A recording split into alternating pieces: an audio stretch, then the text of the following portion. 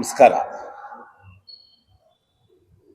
ಈಗ ಪತ್ರಿಕಾಗೋಷ್ಠಿ ಕರೆದಿರುವ ಉದ್ದೇಶ ಏನು ಅಂತಂದರೆ,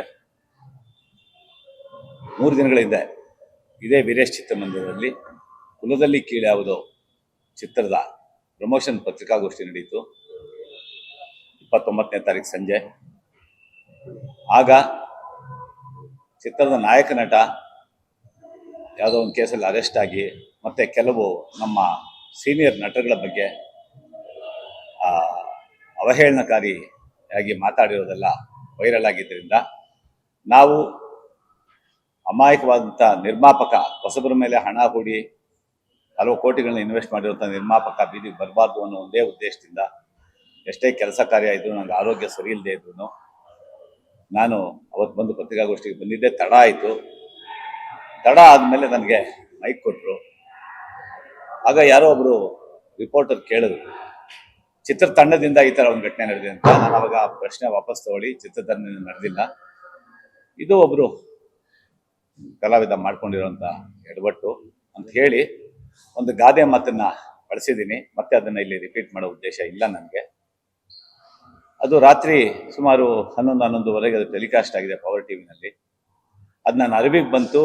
ಆಗ ನನ್ನ ಫೋನ್ ಆಫ್ ಆಗಿತ್ತು. ನಾವು ಇನ್ನೂ ಬರೀ ಪ್ರಮೋಷನಲ್ಲಿ ಇದ್ವಿ ಅವಾಗ. ಸೊ ಬೆಳಗಾಗಿ ಎದ್ದಿದ ತಕ್ಷಣ ಒಂದು ಸಂಘ ಸಂಸ್ಥೆಗಳಿಂದ ಆ ಸಮಾಜದ ಕೆಲವು ಲೀಡರ್ಗಳು ಫೋನ್ ಮಾಡಿದ್ರು. ನನ್ನ ಅರಿವು ಬಂತು, ಸರ್ ಈಗ ಇಮ್ಮಿಡಿಯೇಟ್ ವಿಡಿಯೋ ಮಾಡ್ತಾ ಇದ್ದೀನಿ, ನಾನು ಕ್ಷಮೆ ಕೇಳ್ತಾ ಇದ್ದೀನಿ ಅಂತ ಪ್ರತಿಯೊಬ್ಬರ ಹತ್ರ ಒಂದು 8-10 ಜನರ ಹತ್ರ ಕ್ಷಮೆ ಕೇಳಿ ಅವರ ನಂಬರ್ಗಳಿಗೆ ನಾನು ವಿಡಿಯೋ ಮಾಡಿ 29 ನಡೀತು. 30ನೇ ತಾರೀಕು ಬೆಳಗ್ಗೆ 9 ಗಂಟೆಗೆಲ್ಲ ವಿಡಿಯೋನಲ್ಲಿ ಚಿತ್ರಲೋಕ.com ಅಲ್ಲಿ ಬಂತು. ನನ್ನ ಫೇಸ್ಬುಕ್ ಪರ್ಸನಲ್ ಹಾಕಿದೆ, ನನ್ನ ಪರ್ಸನಲ್ ವಿಡಿಯೋ ಯೂಟ್ಯೂಬ್ ಚಾನಲ್ಗೆ ಹಾಕಿದೆ, ಮತ್ತು ನಮ್ಮ ಸಿನಿಮಾಗೆ ಸಂಬಂಧಪಟ್ಟಂಥ ಎಲ್ಲ ಗ್ರೂಪ್ಗಳಿಗೂ ಆ ವಿಡಿಯೋನ ನಾನು ಬಾರಿ ಕ್ಷಮಾಪಣೆ ಕೇಳಿರುವಂಥ ವಿಡಿಯೋನ ಹಾಕಿದ್ದೀನಿ. ಆದರೂ ನನಗೆ ಮನಸ್ಸಿಗೆ ತುಂಬ ನೋವಾಗಿದೆ. ಯಾಕೆಂದರೆ ಸುಮಾರು 5 ದಶಕಗಳಿಂದ ನಾನು ರಂಗಭೂಮಿ, ಚಿತ್ರರಂಗ ಮತ್ತು ಕಲೆ ಈ ವಿಭಾಗದಲ್ಲಿ ಕೆಲಸ ಮಾಡ್ಕೊಂಡು ಬಂದಿದ್ದೀನಿ. ರಂಗಭೂಮಿಯಲ್ಲಿ ಹಲವಾರು ನಾಟಕಗಳು ಆ ಸಮಾಜದಿಂದ ಬಂದಂಥ ಪ್ರಮುಖರಾದ ಡಾಕ್ಟರ್ ಸಿದ್ಧಲಿಂಗಯ್ಯ, ದೇವನೂರು ಮಹಾದೇವ, ದೇವನೂರು ಶಿವಲಿಂಗು, ಇವರೆಲ್ಲರ ಒಡನಾಟ ನನಗಿದೆ.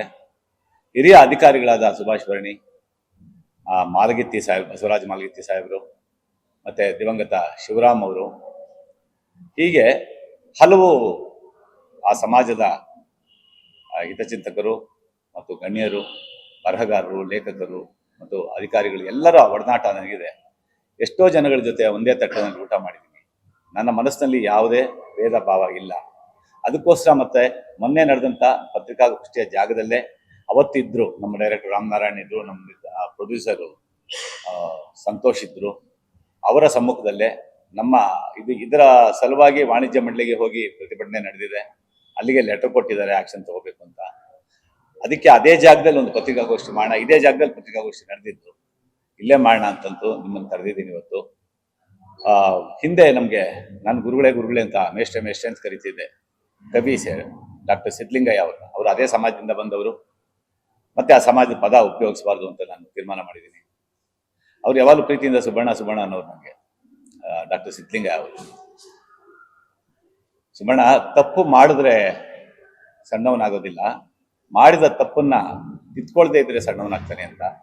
ನನ್ನ ತಪ್ಪು ಅರಿವಿಗೆ ಬಂದು ನನಗೆ ಗೊತ್ತಿಲ್ಲದೆ ಮಾತಿನ ಬರದಲ್ಲಿ ನಿರ್ಮಾಪಕನ ಉಳಿಸ್ಕೋಬೇಕು ಅಂತ ಮಾತಾಡಿದ ಆವೇಶದಲ್ಲಿ ನಾನು ಒಂದು ಪದ ಬಳಸಿದ್ದಕ್ಕೆ ಆ ತಪ್ಪನ್ನ ಅರಿತುಕೊಂಡು ಆಗಲೇ ಮಾರನೇ ದಿನ ಬೆಳಗ್ಗೆ ನಾನು ಕ್ಷಮೆ ಆಲ್ರೆಡಿ ಕೇಳಿದ್ದೀನಿ. ಮತ್ತು ನಾನು ನಡೆಸಿದಂಥ ರಂಗಭೂಮಿಯ ಪಾತ್ರಗಳಿರ್ಬೋದು, ಸಿನಿಮಾದ ಪಾತ್ರಗಳಿರ್ಬೋದು, ಎಲ್ಲವೂ ಅದೇ ವರ್ಗಕ್ಕೆ ಹೆಚ್ಚಿನ ಪಾತ್ರಗಳು, ನನಗೆ ಹೆಸರು ತಂದು ಕೊಟ್ಟಂಥ ಪಾತ್ರಗಳು ಆ ಸಮಾಜದಿಂದ ಪ್ರತಿಬಿಂಬಿಸುವಂತಹ ಪಾತ್ರಗಳೇ. ಅದೇ ರೀತಿಯ ಒಂದು ಪಾತ್ರ ಈಗ ನಾನು ಕುಲದಲ್ಲಿ ಕೀಳಾವುದು ಚಿತ್ರದಲ್ಲೂ ಮಾಡಿದ್ದೀನಿ. ಅದ್ಭುತವಾದ ಒಂದು ಪ್ರತಿಕ್ರಿಯೆ ಬಂದಿದೆ. ನಿಮ್ಮ ಮನಸ್ಸುಗಳಿಗೆ ನೋವಾಗಿದೆ. ಅದೇ ರೀತಿ ನನಗೂ ಆಘಾತ ಆಗಿದೆ. 3 ದಿನದಿಂದ ನಾನು ಸರಿಯಾಗಿ ನಿದ್ದೆ ಮಾಡಿಲ್ಲ. ಭಾಳ ಹಿರಿಯರು, ಸಂಘ ಸಂಸ್ಥೆಯ ಮುಖಂಡರು ನನ್ನ ಮಾತನ್ನ ತಗೊಂಡಿದ್ದಾರೆ, ವಿಡಿಯೋ ಮಾಡಿ ಹಾಕಿ ಅಂತ ಹೇಳಿದ್ದಾರೆ.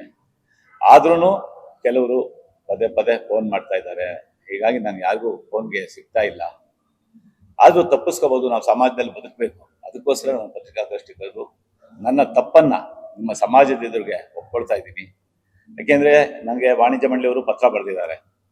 ಅದೇ ಹೇಳಿದೆ, ನಮ್ಮ ಮಾಜಿ ಅಧ್ಯಕ್ಷರು ಕೆ ವಿ ಚಂದ್ರಶೇಖರ್ ಇದ್ದಾರೆ, ಚಿತ್ರಮಂದಿರದ ಮಾಲೀಕರು. ಸೊ ಎಲ್ಲರ ಯಾರನ್ನು ಕೇಳದೆ ನಾನು ತಪ್ಪು ಒಪ್ಕೊಂಡಿದ್ದೀನಿ. ತಪ್ಪು ಮಾಡಿದೊಂದು ತಪ್ಪೇ, ಅದು ಗೊತ್ತಿದ್ದು ತಪ್ಪು ಮಾಡ್ತೀವೋ ಗೊತ್ತಿಲ್ಲದೆ ತಪ್ಪು ಮಾಡ್ತೀವೋ ತಪ್ಪೇ. ಮತ್ತೊಮ್ಮೆ ನೊಂದಿರುವ ಮನಸ್ಸುಗಳ ಪಾದಕ್ಕೆ ನಮಸ್ಕರಿಸುತ್ತಾ ಈ ಪ್ರಕರಣನ ಇಲ್ಲೇ ಬಿಟ್ಬಿಡಿ. ಯಾಕೆಂದ್ರೆ ನಾನು ನಿಮ್ಮ ಜೊತೆ ಬೆಳೆದವನು, ನಾನು ಹಿರಿಯ, ವಯಸ್ಸಾಗ್ತಾ ಇದೆ, ಮನಸ್ಸಿಗೆ ನೋವು ಮಾಡ್ತೀನಿ ಅಷ್ಟೇ. ನಾನು ಕೇಳ್ಕೊಳ್ಳೋ ಯಾವುದೇ ಉದ್ದೇಶ ಇಲ್ಲ ಮಾತಾಡೋದಕ್ಕೆ. ಕೆಲವು 3 ದಿನದಿಂದ ನನಗಾಗಿರೋ ಹಿಂಸೆ ನನಗೆ ಗೊತ್ತು.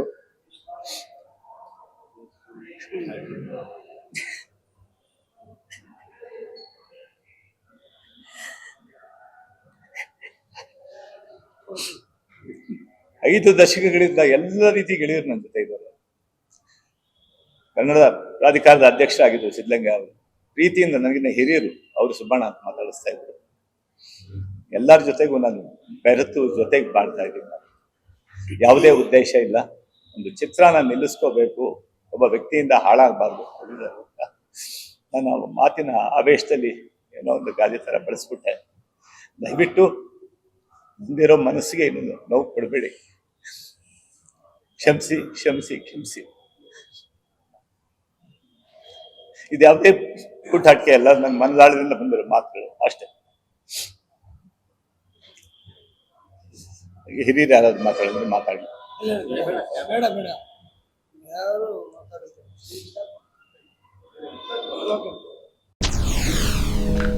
SS ಟಿವಿ, ಸಿನಿಮಾ ಜಗತ್ತಿನ ಕ್ಷಣ ಕ್ಷಣದ ಸುದ್ದಿಯೊಂದಿಗೆ.